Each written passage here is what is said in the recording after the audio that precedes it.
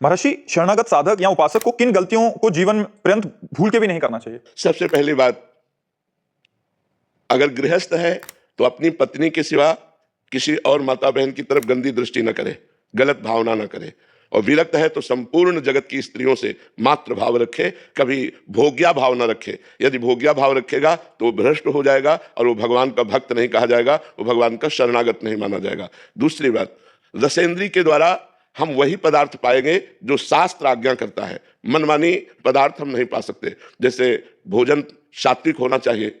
अब हमारे भोजन पाने में ऐसी बहुत सी वस्तुएं हैं जो हमें निषेध की गई है। मांस है, अंडा है, ये चीजें निषेध की गई है। हम भूलकर निषेध वस्तुओं का सेवन न करें।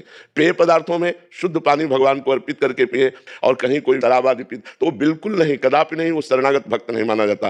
तो ये रसेंद्री और जनेंद्री अगर दो हमारी ठीक हुई तो बाकी सारी इंद्रियां अपने आप कंट्रोल में हो जाएंगी। जिसकी रसेंद्री और जनेंद्री गलत होती है वो कभी भक्त हो ही नहीं सकता। वो भक्त का ड्रामा कर रहा है, भक्ति का नाटक कर रहा है, वो पाखंड कर रहा है, भक्त नहीं हो सकता। जिसकी जबान, इसमें दो है, वाकेंद्री और रसेंद्री।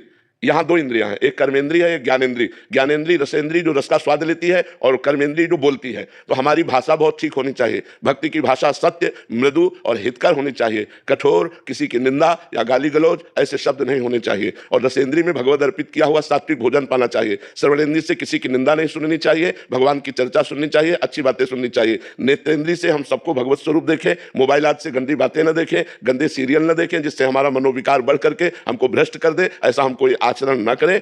श्री कृष्ण अनुकूलेन प्रतिकूलस्य विसर्जनम, भगवान के अनुकूल चलना है। भगवान के प्रतिकूल खान पान व्यवहार आचरण ये सब हमको त्याग देने हैं। और सावधानी सबसे बड़ी ये रखनी है कि हमको एक मिनट के लिए भी भगवान को नहीं भूलना है। क्यों? क्योंकि मृत्यु हमारे जीवन के साथ है।